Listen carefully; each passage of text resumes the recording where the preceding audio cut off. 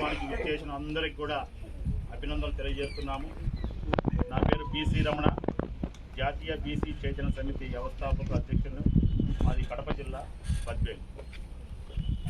ఇటీవల కాలంలో సుమారు 5 సంవత్సరాల నుండి కూడా రాష్ట్ర వ్యాప్తంగా బీసీ ఉద్యమాలలో మమేకమైతూ ఆ ఉద్యమాల ద్వారా చాలా విషయాలు కూడా ప్రకాశం జిల్లాలో సింగరాయకొండ దగ్గర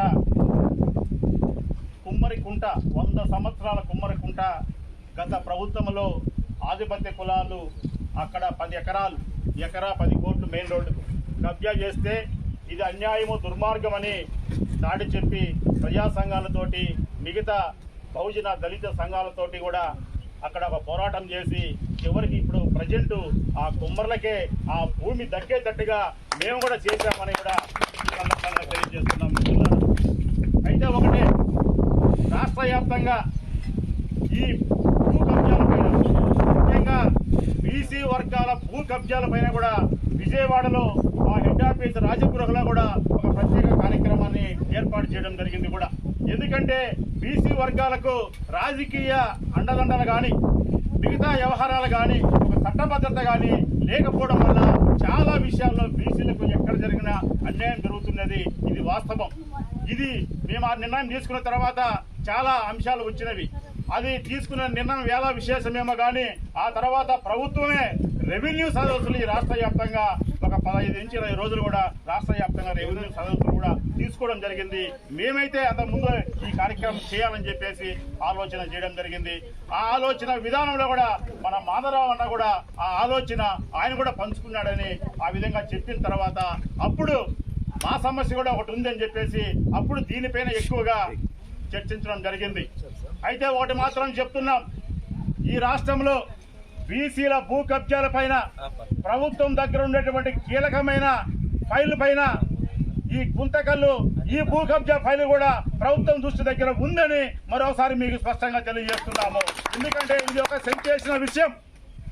ఒక ప్రజా మనిషి ప్రజలకు కోసం నిత్యం కూడా తన సన్నిహిత వర్గాలతో కానీ, వ్యవసాయ కూలీతో కానీ అందరితో మమేకమై ఉండేటువంటి ఒక రైతు బిడ్డ, బీసీ బిడ్డ, బహుజన బిడ్డ భూమే కబ్జా గురైతే ఈ రాష్ట్రంలో పేద బడుగు బలహీన వర్గాలకు స్థలాలకు, పొలాలకు రక్షణ ఎక్కడ ఉంటుందని ఇది ప్రత్యేకంగా సీఎంఓ కార్యాలయంలో కూడా చెప్పి దీన్ని అక్కడ పెట్టడం జరిగింది. మొన్న జరిగినటువంటి మహానాడులో ముఖ్యమంత్రి గారు ఒకే మాట చెప్పారు, నెక్స్ట్ జరిగే మహానాడు కల్లా ఈ రాష్ట్రంలో భూ కబ్జా సమస్యలు ఏమైనా కూడా పరిష్కరించి మీ మహానాడు జరుపుతామని కూడా ఆ రోజు ఒక తీర్మానం కూడా చేయడం జరిగింది. అది ఈ వ్యవహారాల్లో కొంత బలం చేకూరుతుందని కూడా మేము తెలియజేస్తున్నాం.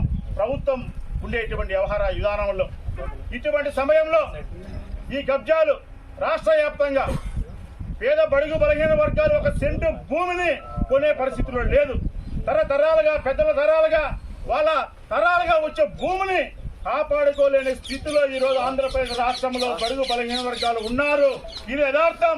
ఇది ఒక అనంతపురం జిల్లాకే కాదు, ఇక శ్రీకాకుళం నుంచి చిత్తూరు దాకా ఇదే భూ సమస్యలు ఉన్నవి.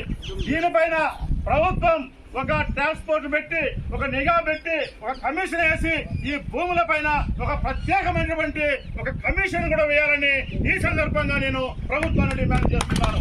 ఎందుకంటే రాజకీయ అండదండలు ఉంటేనే భూములు నిలబడుతున్నాయి. రాజకీయంగా ఎటువంటి ప్రాధాన్యత లేని వర్గాలు భూములు వదులుకునే పరిస్థితి ఉంది. ప్రజా పరిపాలన, ప్రజా పోరాటాలు, కూటమి ప్రభుత్వాలు చాలా మంది ఉన్నారు. ఈ రోజు కూటమి ప్రభుత్వం 3 పార్టీలు ఉన్నవి. 3 పార్టీలు ఉన్నప్పుడు ఇటువంటి సమస్యలని కూడా మీరు వీటిని పరిష్కరించే దిశగా అడుగులు వేయాలని కూడా మరొకసారి తెలియజేస్తున్నాం. అదేవిధంగా ఈ రోజు చూస్తే మన భూములు, మన స్థలాలు మనకు కోల్పోవడానికి ప్రధాన కారణం ఇక నుండైనా గతాన్ని వదిలిపెడతాం. గతం వద్దంగా ఇప్పటి నుంచైనా ఈ రాష్ట్రంలో ఏది జరిగినా కూడా బహుజన వాదంతో అందరం ఏకమై సమస్య పరిష్కారం అయ్యే వరకు ఆ పోరాటాన్ని సాగిద్దామని మరొకసారి మీ అందరికి కూడా తెలియజేస్తున్నాము. ఈ భూ విషయం పైన ఒకసారి మేము కానీ ఒక నిర్ణయం తీసుకుంటే, ఒక్కసారి కానీ దాంట్లో కానీ ఎంటర్ అయితే సుమారు 6 నెలల నుంచి కూడా ఇక్కడ గ్రౌండ్ లెవెల్లో ఏం జరిగిందో తెలుసుకున్నాం. రెవెన్యూ డిపార్ట్మెంట్ లో ఏం జరిగిందో తెలుసుకున్నాం. పోలీసు డిపార్ట్మెంట్ ఏ విధంగా వ్యవహరిస్తుందో కూడా తెలుసుకున్నాం. ఇవన్నీ కూడా తెలుసుకున్న తర్వాత అందరితో మాట్లాడిన తర్వాత ఇక్కడ పోతురాజు గారి భూమి ఆయనదే, అది వాస్తవము, వాళ్ళు కబ్జా చేసింది వాస్తవమే, అయితే మేము ఏదో ఒకటి ఇస్తాము వాళ్ళు తీసుకోండి అనేటువంటి పరిస్థితులు ఉన్నది కూడా వాస్తవమే. ఏదో ఒకటి ఎందుకు ఇస్తారు, ఏదో ఒకటి ఎందుకు ఇస్తారు? మీరు ఇక్కడ ఉండే వాల్యూషన్ ప్రకారం, ఇక్కడ ఉండేటువంటి విధానం ప్రకారం మీ మిగతా వాళ్ళకి ఏ విధంగా న్యాయం జరుగుతుందో అదే న్యాయం జరిగే విధంగా ఈ పోరాటం ఆగదని మరొకసారి మీ అందరూ కూడా తెలియజేస్తున్నాం మిత్రులారా. అందువలన ఈ రోజు ఈ పోరాటం ఇంతటితో కాదు. ఈ రోజు రాష్ట్రంలో ఏ మారుమూల పల్లెలో జరిగినా కూడా, ఏ భూకబ్జా జరిగినా కూడా బహుజన వాదులందరూ ఏకమై దాన్ని సాధించుకున్నారనేటువంటి ఒక మెసేజ్ ఈ రాష్ట్ర వ్యాప్తంగా పోయే వరకు కూడా మనం ఈ పోరాటాన్ని సాగించి ఆ భూమిని దక్కేటట్టుగా కాపాడుతాం. అంతిమంగా మనం చెప్పేది ఏంటంటే, ఆ రోజు కబ్జా గురై మనోవేదంతో తుది శ్వాసం వదిలినటువంటి పోతురాజు ఆత్మకు శాంతి చేకూరాలంటే ఖచ్చితంగా భూమిని ఆ కుటుంబానికి అప్పగించినప్పుడే ఆయనకు ఘనమైన నివాళులు అర్పించేటువంటి ఒక సమయం అనేది తెలియజేస్తున్నాం. ఈరోజు వేళ విశేషము, ఇద్దరు మహనీయులు పుట్టినటువంటి సందర్భం. భగత్ సింగ్ పోరాట యోధుడు, అదేవిధంగా గురం జాషువార్ గారు సమానత్వం కోసము ఆయన చేసినటువంటి త్యాగాలు, ఆయన చేసిన రచనలు, ఆయన చేసినటువంటి ఎన్నో కూడా ఒక స్ఫూర్తిదాయకమైనటువంటి ఒక అంశం. ఈ అంశంతో రాబోయే రోజుల్లో ఏ ప్రణాళిక తీసుకున్నా కూడా, ఏ విషయం తీసుకున్నా కూడా జాతీయ బీసీ చైతన్య సమితి ఆధ్వర్యంలో మేము ముందుండి ఈ కార్యక్రమాన్ని పరిష్కారం అయ్యే వరకు మధ్యలో డ్రాప్ కాకూడదు.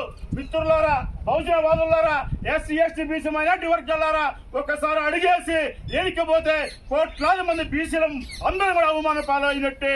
అది వ్యక్తిగతంగా తీసుకుందాం. మనం ఇతర భూములకు వెళ్ళడం లేదు, మనం ఇతర భూములకు కబ్జా చేయడం లేదు.